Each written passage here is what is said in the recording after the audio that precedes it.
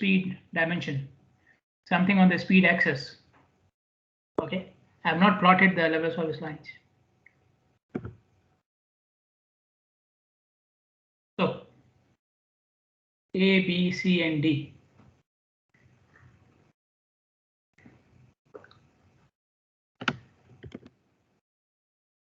FFS, yes. So D is free flow speed, the speed from which the speed flow curve starts, the maximum speed. Okay, so D is FFS, right? Next, anything else? A, B, and C.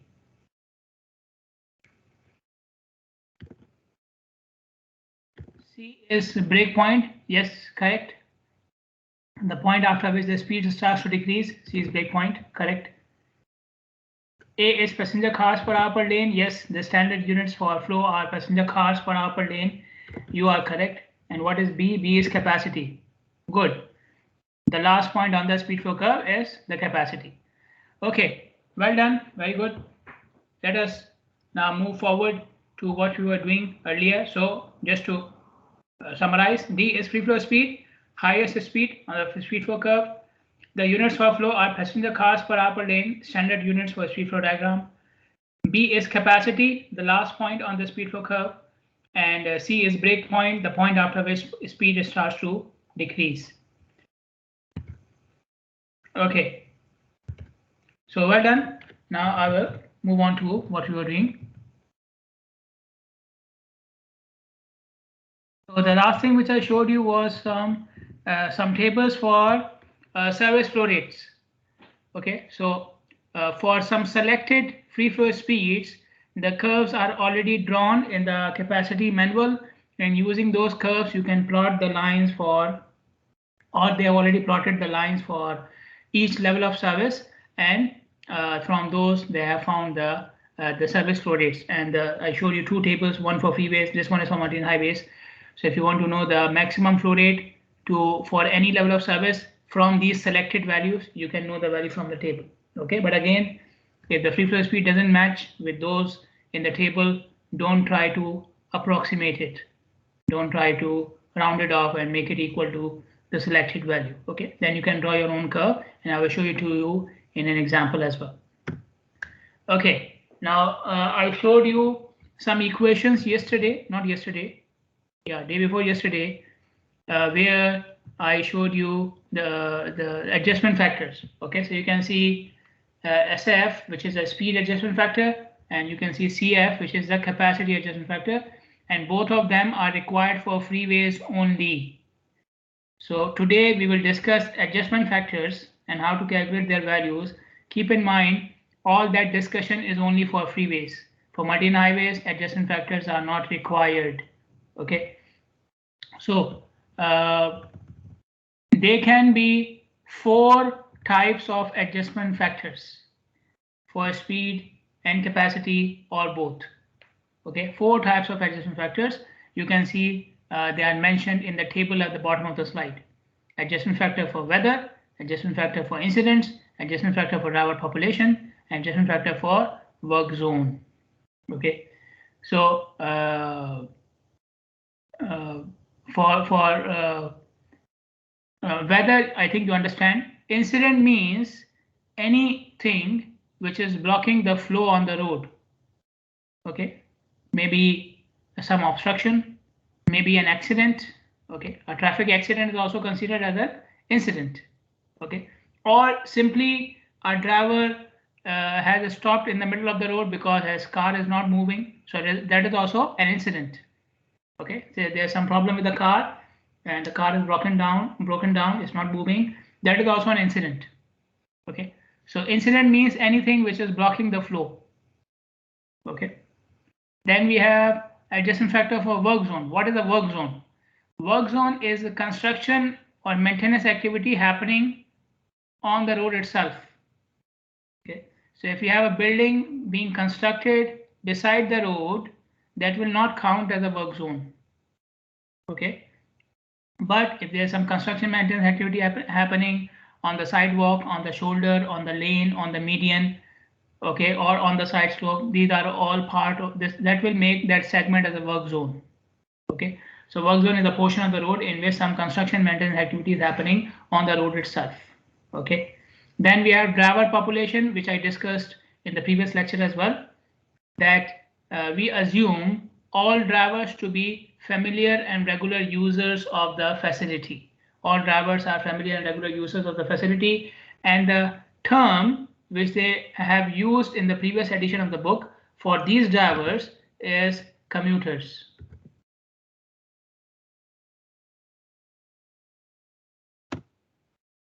Okay, so a commuter is a person who regularly uses a facility, any type of facility, a train, a bus, a road, okay, a vehicle. That's a commuter. Okay, there was a movie as well with this name. Okay. Okay, now you can see that so the adjustment factor can be applied for these 4 factors, but when should I apply the adjustment? When you don't meet the ideal conditions of these factors. So what are the ideal conditions of these factors? They are mentioned over here. Okay, so if you have good weather, don't apply the adjustment for weather. If you have no traffic incidents or accidents on the road, don't apply the adjustment for that. If your road segment does not have any work zone, no adjustment required. If all the motorists on the facility are familiar and regular users, don't apply the adjustment for that. Okay, so these are the base conditions. Whenever you don't meet the base condition for any of these factors, you will calculate or find out the adjustment factor for that situation. Okay, one more point is for incident. For incident, you can see it's written in the table as well. For incident, the adjustment is only required for capacity. Okay, so CF means capacity adjustment factor, SAF means speed adjustment factor. Okay, so for incident, you can see adjustment factor. For speed, no. For all the remaining 3 conditions, the adjustment factor for speed and capacity both are required. Okay, but again, provided that they do not meet the base conditions. If you are meeting the base condition, then no adjustment required for anything. Okay, but whenever you don't meet the base condition for that particular condition, you will calculate the adjustment factor for speed and capacity or one of them. Okay. Now, so we can have for speed 4 adjustment factors, and we can have for capacity 4 adjustment factors as well. For speed, we can have 3 adjustment factors.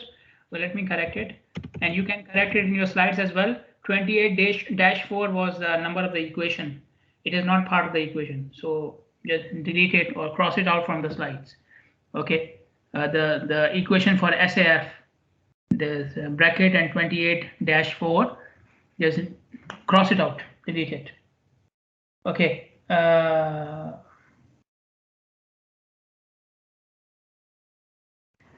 Okay. So I was saying that for capacity, you can have 4 adjustment factors. For speed, you can have 3 adjustment factors. Okay.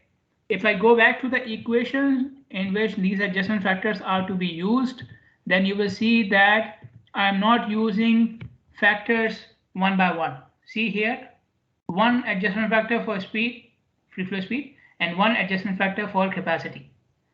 Okay, so the 3 or 4 or whatever number of values I have for speed or capacity in terms of their adjustment factors, I need to combine them into a single factor. So SAF is the combined speed adjustment factor, and CAF is the combined capacity adjustment factor. So how do I, if I have 2 adjustment factors, how do I combine them? Don't get confused with the word combine.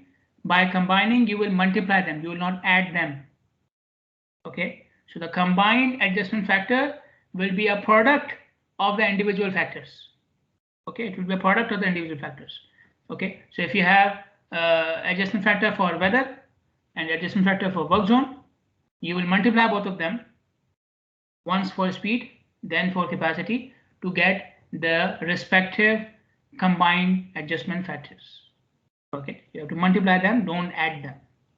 Okay, and this is what is shown in this slide. So you can see these are individual factors. This is for weather, this is for incident, this is for driver population, this is for work zone, and then in the end you are multiplying all of them to get CF. And same thing for speed, for weather, for driver population, for work zone, you multiply them to get the combined factor. Okay, wherever or whenever you meet the base condition of a factor, so I told you, you don't have to calculate or look for that factor because you're meeting the base condition. In this equation, that factor will be turned into 1 because you are multiplying. So don't turn it to 0. If you make it 0, SF will become 0, the final speed will become 0, everything will become 0. Okay. So for example, if I have good weather conditions, the factor for weather will become 1 in both equations. Okay. If I don't have any incidents, then the factor for capacity, the adjustment factor for capacity for incident will become 1. Don't make it 0. Okay. So whenever we meet the base conditions, the factor becomes 1, not 0. Okay. The default value is 1. This is what I'm saying. The default value when you have good conditions, the base conditions. Okay. Then I will show you some tables and some equations to calculate these factors. This is the table for calculating capacity adjustment factor for weather conditions. Okay. So to find out the value of the factor, I need the unadjusted free flow speed without adjustment, and I need the type of weather condition. In the first column, you see the description of the condition. In the second column, you see a numeric value to explain the condition. Okay. So medium rain means what? Rain which is under this range. Okay. The light medium snow means what? When it is in this range, and so on and so forth. Okay. So you find out the type of weather you have, the free flow speed you have without adjustment, and you find out the value of adjustment factor for capacity. Then this is a table for weather conditions again, but now we are talking about adjustment factor for speed. Okay, so we have a different table for weather condition adjustment factor for speed and capacity. Okay, and again you need the same things. Then in this table you see the capacity adjustment factor for incident. Okay, and what do you need? You need number of lanes in one direction. You need one number of lanes in one direction on that freeway, and you need to know how many lanes or how much space is closed because of the incident. Okay, now you can see that they may be only shoulder closed as well. It can happen that only the shoulder is closed, the incident happened on the shoulder, but it can affect the capacity of the other lanes, even if it happened on the shoulder. Okay, it can affect the capacity of the other lanes. So if there's no incident, like I said, the factor will become 1, not 0. This is what I already mentioned. Okay, I have 2 questions for you from this table. You can see some values are not given. See here, some values are not given at the end of the table. Why is that? Why is this value missing and these 2 are missing and these 3 are missing? What's the reason? Can someone tell me?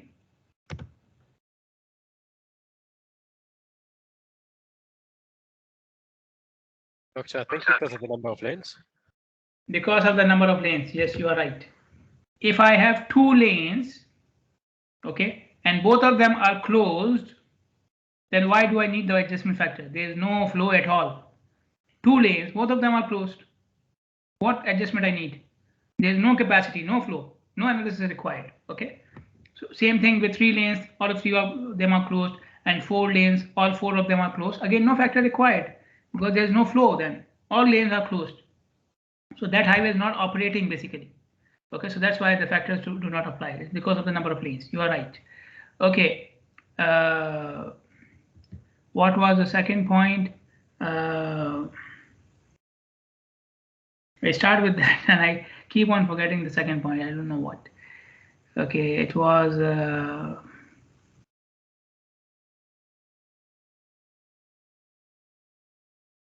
Okay, so as I said, there is no adjustment factor required for speed in terms of incident. Okay. Then these are the adjustment factors for driver population, for speed and capacity both. If all drivers are familiar, this is a base condition, so factor is 1. More than 50% are familiar, You see the values. Balanced means 50 unfamiliar, 50% unfamiliar. Mostly unfamiliar means more than 50% are unfamiliar. And all unfamiliar means obviously all unfamiliar. Okay. Now, up till now, we have seen the factors from different tables. But for work zone, it is not so. It's not so easy to calculate the adjustment factor for work zone. It's not so easy. You have to do some calculations, and the calculations are mentioned here. So, for example, you will start by calculating the capacity of the work zone. The segment which is under the work zone, what is its capacity?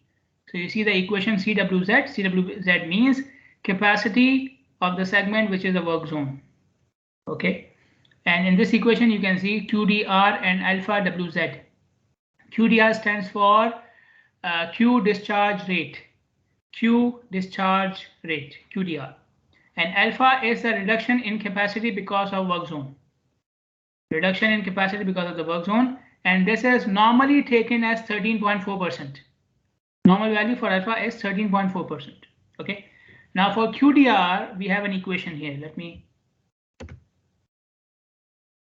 Okay, so for QDR, I have an equation here. So you can see in this equation, I need 5 factors basically. Okay. The first factor is FLCSI. Okay, which stands for lane closure severity index. The factor for lane closure severity index, FLCSI. Okay. So for FLCSI, I have this table. Sorry, it is written on the next slide, but it is basically here.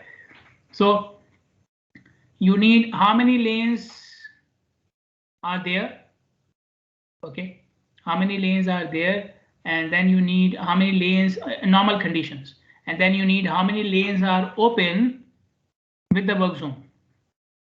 How many lanes are open with the work zone? You need normal number of lanes, and then how many lanes are open with the work zone, and then you can calculate the openness ratio, which is basically N naught upon N. You don't need to calculate it. If you know these two things, you don't need to divide them. You can directly find out the value of LCSI from here. Okay, so N naught upon N is the openness ratio, and then you have LCSI. One thing you can note here that in many cases N and N naught are equal. And N naught are equal. So the work zone did not close any of the lanes. So maybe the work is going on the median, or it is going on the shoulder, or it is going on the sidewalk, or maybe one of the lanes was closed, but they opened an extra lane just for the period of maintenance. Okay. So the number of lanes may be equal, but the work zone will still have some impact on the capacity. Okay. So that's why N and N naught can be equal even with the work zone happening. Okay. And I told you the reasons. So FLCSI will be taken from the table. Then we have FBR. FBR is the factor for barrier type. So wherever we have the work zone, to separate the work zone from the operating lanes, we put barriers between them, some sort of a barrier. Okay. The safest one is a concrete barrier, or you may have seen other types of barriers as well. These orange cones, these are also a type of barriers, wood or some other type of barrier. So FBR, if the barrier is made up of concrete, will be 0. For concrete barriers, FBR will be 0. For all other types, FBR will be 1. Okay. FA is the factor for area type. If your highway is in the urban area, the factor will be 0. If it's in some other area, the factor will be 1. Okay. FLAT is the factor for lateral distance between the barrier and the edge of the lane. Okay. So sometimes the work zone is happening at a distance from the lane itself, the last lane itself. Okay. So the barrier is at the end of the work zone and the lane is some distance away from it. Okay, so FLAT is the value of that distance between the barrier and the edge of the lane. Okay, and then we have FDN, which is the factor for day or night conditions. For day condition, FDN will be 0. For night condition, it will be 1. Okay, so from this equation, you will calculate QDR. You put QDR in the above equation, and you will calculate capacity of the work zone. Then, when you need the adjustment factor of the work zone, you will divide capacity of the work zone with normal capacity. capacity of the work zone will be divided by normal capacity to calculate adjustment factor for the work zone. Okay, this is capacity adjustment factor of the work zone. Then you need to calculate free flow speed of the work zone to calculate the adjustment factor of the speed. Okay, so whatever we have done now up till now was for the capacity adjustment factor of work zone. Now we will calculate, or we will see how to calculate the speed adjustment factor of the work zone. So first of all, you will calculate the free flow speed of the work zone. For that, you can see the equation over here. Again, we need some factors, right? So the first factor we need is FSR. Okay, what is FSR? It is the ratio of these two speed limits. Speed limit normal divided by speed limit of the work zone. Okay, speed limit normal divided by the speed limit of the work zone. That is FSR. Okay, so you go to another segment on the same road which doesn't have a work zone and find out what is the speed limit there, and then you see what is the speed limit allowed in the segment which has a work zone, and you divide it, you will get FSR. SLWZ, like I said, is speed limit of the work zone. SCSI, I already showed you the table from the last slide. FBR, factor for barrier type, for concrete 0, others 1. FDN, factor for day and night time, for day it is 0, for night it is 1. Now what is TRD? TRD stands for total ramp density. Okay, and we are going to use TRD in some other equation as well, so let me explain it. It stands for total ramp density. Okay, how do we calculate TRD? So let's say this is a segment for which you are doing the analysis. Okay, so you pick a point in the middle of the segment, and then from this point onwards you observe for 3 miles forward, and then you observe for 3 miles backward. Okay, so 3 on this side, 3 on this side. And what are you observing? The number of ramps on the right hand side.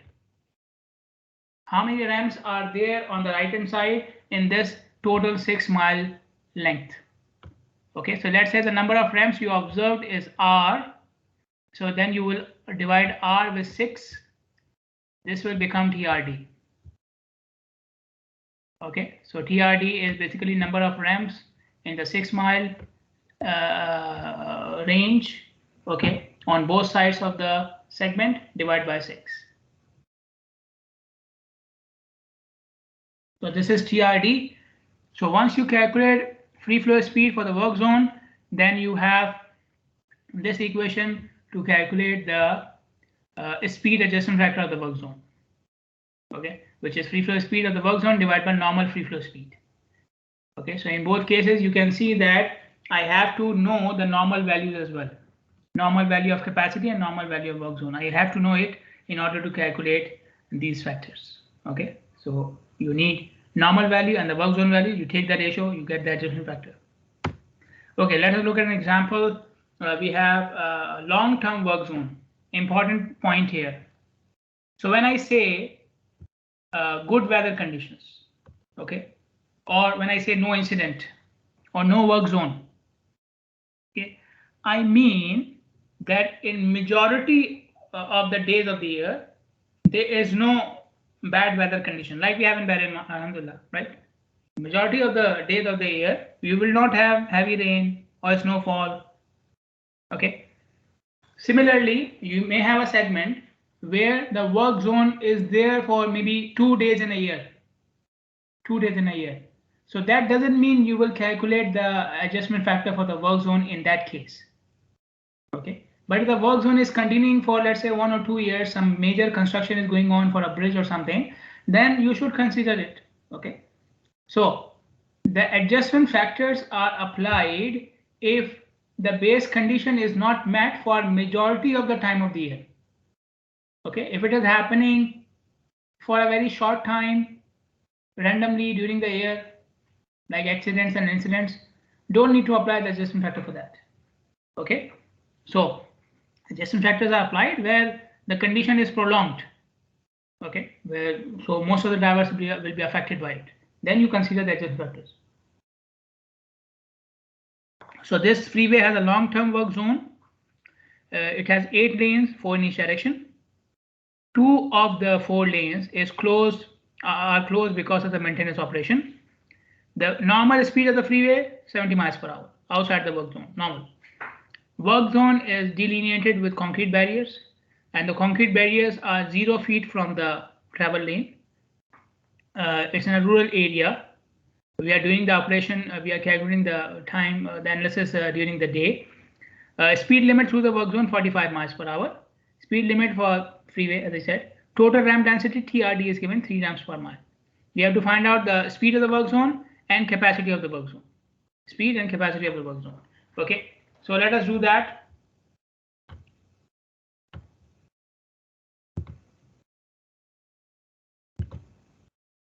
Okay. First of all, I have to calculate capacity of the work zone. Okay, so I need alpha. So alpha is 13.4, no problem, right? I need QDR. Okay, so first of all, I need FLCSI. For that, I will come to this table. How many lanes I have? 4. How many lanes are open? Out of 4, 2. 2 are closed, 2 are open. Okay, so 4 lane is here, but it is for 3 open lanes, so I cannot take it. Then 4 lanes is here as well, and it is for 2 open lanes. So this is my condition.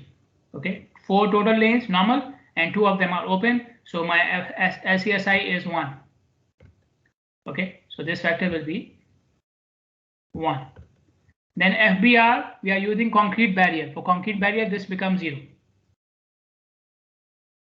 Area type, we are doing the analysis for rural area. So this factor becomes 1. Lateral distance between the barrier and the travel lane is 0. 0 feet distance. Okay, so this is actually the value of distance. So this is 0. And we are doing the analysis during daytime. So this factor again becomes 0. Okay, so can you calculate the value of QDR from here?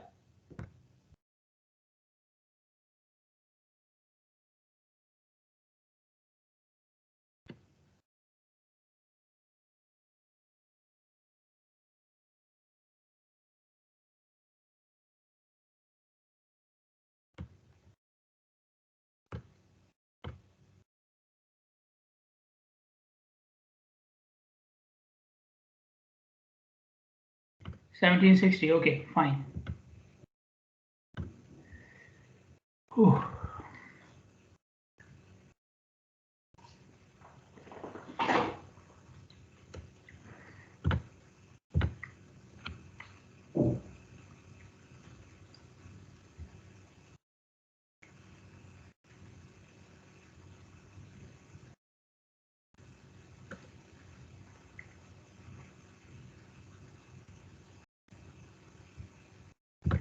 Okay, so if QDR is 1760, then how much is capacity of the work zone? Give me the capacity of the work zone.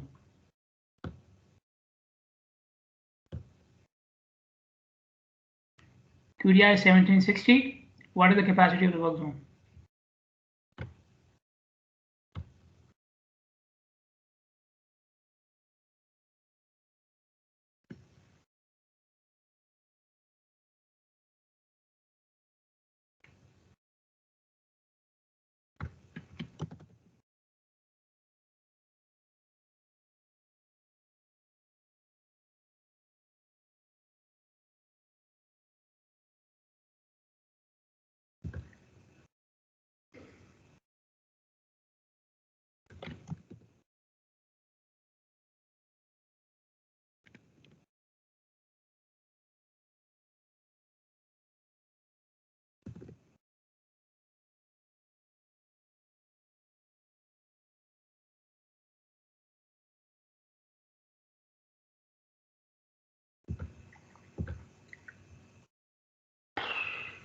Sure.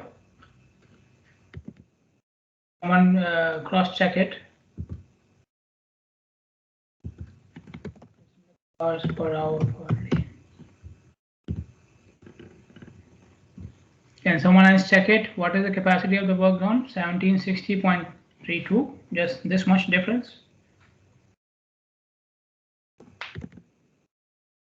Yeah, 222032. Okay. Anyone else? 2032. Okay.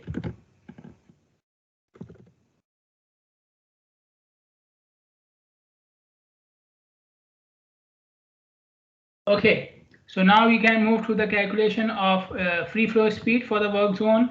And again, I need some factors. I need FSR. So the FSR is this ratio. So speed limit normal 70, speed limit work zone 45.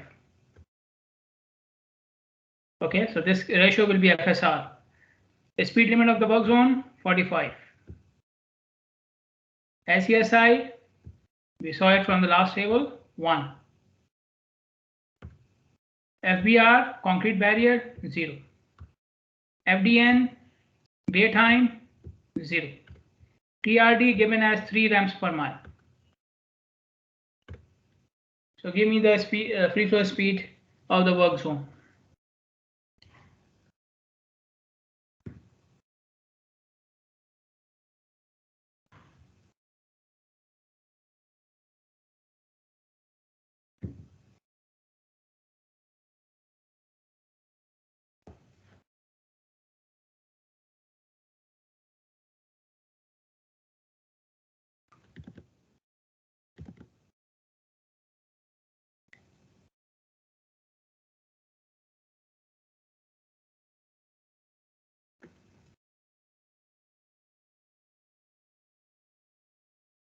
$54.2, okay, great.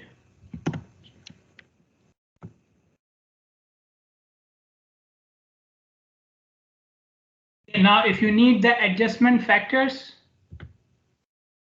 then you should have the normal capacity and the normal free flow speed as well, which I don't have. Okay, so you need some more data to calculate the adjustment factor. From this data, I can stop it. I can stop at this point. Okay. Okay. Now, if you want to calculate the free flow speed or level of service or capacity for the freeways and multi-highways, then we have stated in the definition that capacity of the uninterrupted flow facilities is specified under prevailing conditions.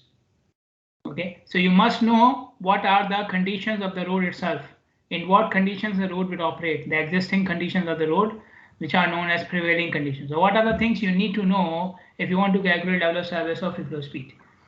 Okay, so you must know the lane width, right?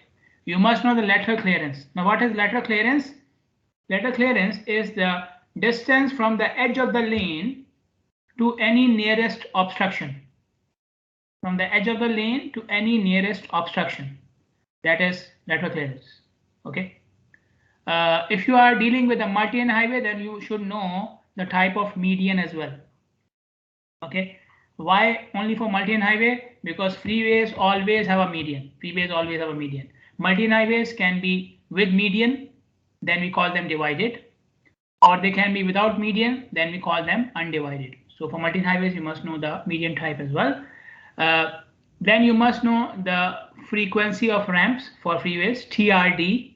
Frequency of ramp means TRD. Okay, and I've already explained what we mean by TRD, and that is for freeways. For multi-lane highways, you must know the frequency of access points. Now, what are access points?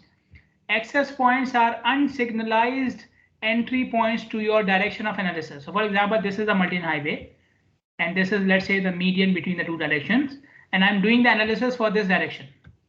Then from how many points, unsignalized points, how many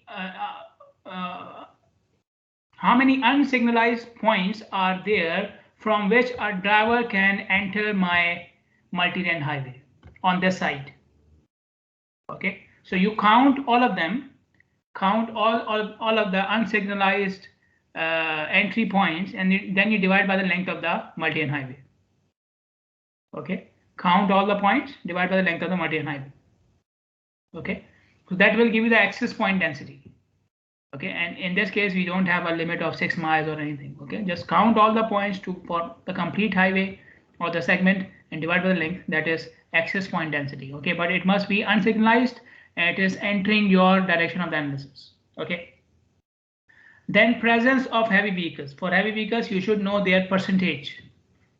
Okay, the proportion of heavy vehicles from the total traffic, 2%, 3%, like this. And the last one is the driver population and how many familiar and regular users you have in the driver population. You must know that. Okay, so your capacity and level of service depends upon these factors. If you cannot observe the free flow speed, and I have repeated this point in the last lecture, I will repeat it again now as well, because I want you to get it in your brains, in your minds, for eternity. If you cannot measure free flow speed, only if you cannot measure free flow speed, then we have equations to calculate them as well. Okay, and today I will show you these equations. Okay, but these equations are not for your term project. You will not use these equations in your term project. Reason? You have already observed free flow speed on the highways. You guys have already observed free flow speed on the highways. In the second submission, the mean of the frequency distribution table was the free flow speed. Okay, so in the remaining calculations, wherever you are going to use the free flow speed, you will use that mean value. Don't try to use any equation for free flow speed. Don't try it. If you try it, even if you calculate it, I will cut your marks. Okay, I will cut your grades.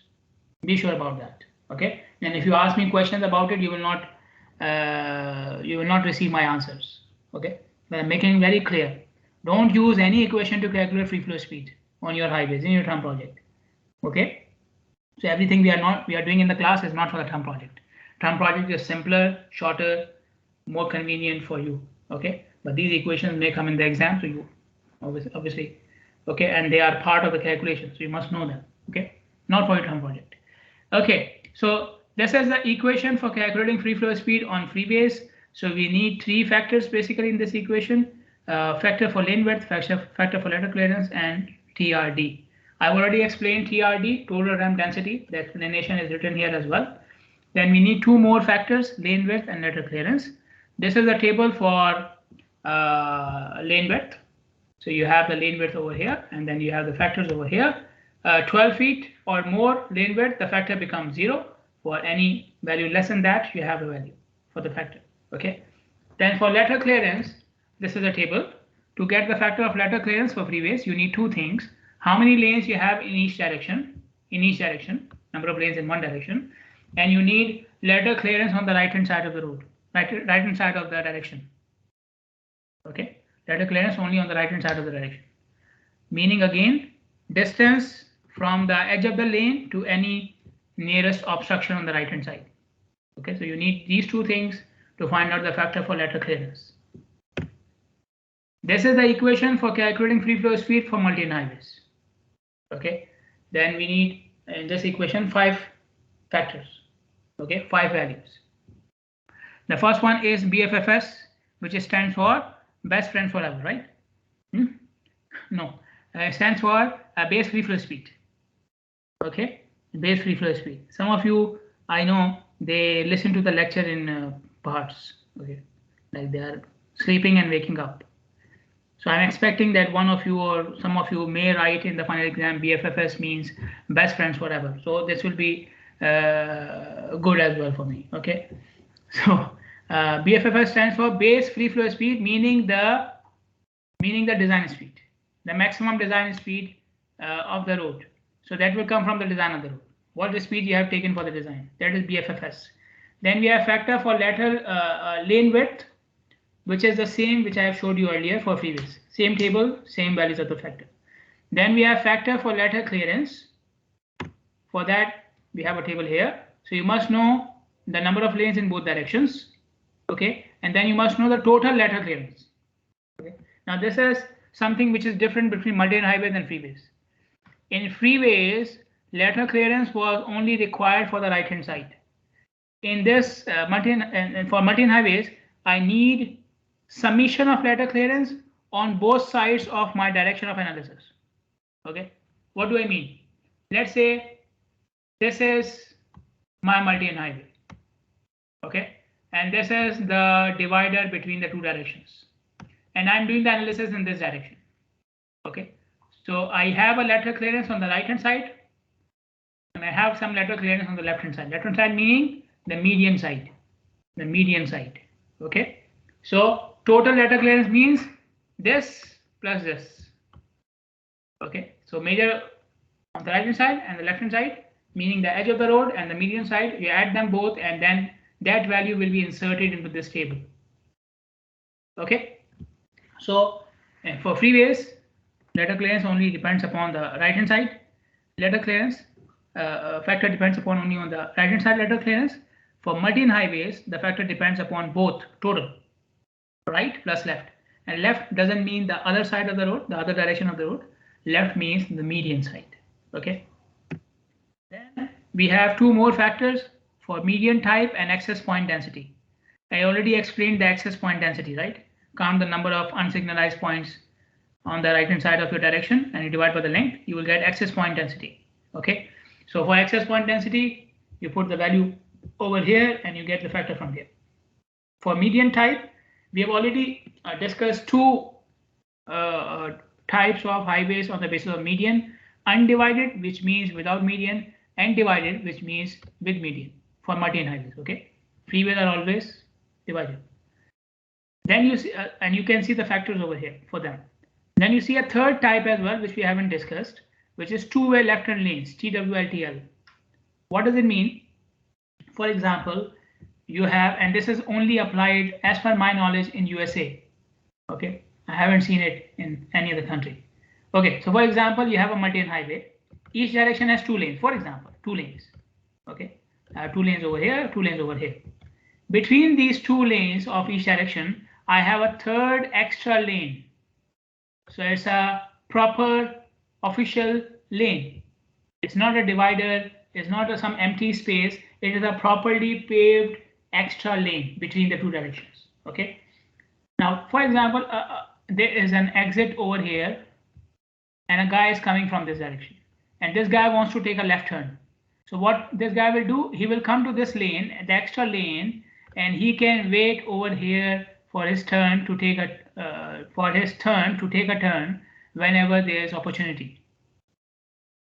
Okay, so instead of waiting in this lane, he can leave this lane, and it will be open for the drivers who want to go straight, and all the drivers who want to take a left turn can wait over here.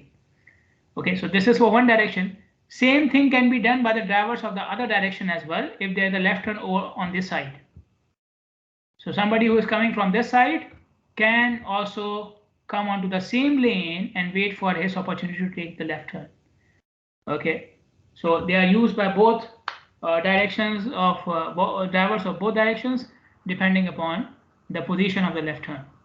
Okay, and this is, you can imagine now why don't we use it in Bahrain, because obviously in Bahrain people are not leaving the shoulders empty. You can imagine what will happen to these lanes. Okay, so not for us. Okay, one more important point regarding the median type. Now, if you have a multi-lane highway which doesn't have a median, okay, so between the two directions, I just have a solid line. Like in our case, we have a solid white line between the two directions. Okay, so that will be undivided, right? And for undivided, I have an adjustment factor. Okay, now what will be the lateral clearance on this side if there is no median? The lateral clearance on this side will be 0. The lateral clearance on this side will be 0 because this is the edge of the lane for this driver, and the same line is the edge of the lane for this driver as well, right? So there is no clearance between the two directions. There is no clearance between this lane and the other lane. So the lateral clearance on the left-hand side of the road, the median side of the road, is actually 0. Actually, it is 0. Okay, but the problem is you are already taking a factor for undivided highways, a factor which already accounts for having no median. You are already taking it into the equation. Now, if you put lateral clearance of the left-hand side as 0, and then you add it with the right-hand side, and then you take the lateral clearance factor from this table, what will it do? It will apply correction for the same reason twice. What is the reason? The median is not there. Because the median is not there, I have a correction factor for undivided highways. Because the median is not there, I am taking the left hand side lateral clearance as 0. So you are putting, or you are changing two values in the same equation because of the same reason, having no median. So what we do, so you are duplicating the effect. To avoid that, what we do, if you have an undivided highway, we take the factor for undivided highway, this one. So the factor from this table will be taken normally. Undivided highway, the factor is 1.6. When you need the factor for lateral clearance, you will take the lateral clearance on the right hand side as it is, whatever it is. So if it is 2 feet from the obstruction, you will take it 2 feet, and you will add it not with 0. The actual value, remember, is 0 on the left hand side of the road. On the median side, it is actually 0 because there's no median. But to avoid duplicating the effect, because I already made a correction for median type, I will take the lateral clearance on the left hand side as standard. What is standard lateral clearance? 6 feet. 6 feet is considered as a standard value of lateral clearance. So whenever you have an undivided highway, you will do two things. First of all, you will take the factor for undivided highway, FM for undivided highway. Secondly, you will assume that the lateral clearance on the left hand side is 6 feet plus whatever you have on the right hand side, and then you will put that value in this table. So if you want the lateral clearance factor for undivided multi-lane highway, and let's say it has 2 feet lateral clearance on the right hand side, you will do what? 2 plus 6. The left hand side automatically becomes 6 feet if it is undivided. Okay, so now you will not look for the factor of 2 feet, you will look for the factor of 8 feet. Okay, for 4-lane highway, 6-lane highway, whatever it is, we look for that factor. Okay, so this is a small clarification here. Now, if you have any questions, yeah, it's good for memories, but not when you do it in the exam. Okay, any questions, any clarifications, any problems? Okay, then see you guys on Sunday, inshallah. Have a nice weekend. Enjoy it as much as you can. I will try to do it as well. Okay, good. Thank you. So see you then. Assalamu alaikum.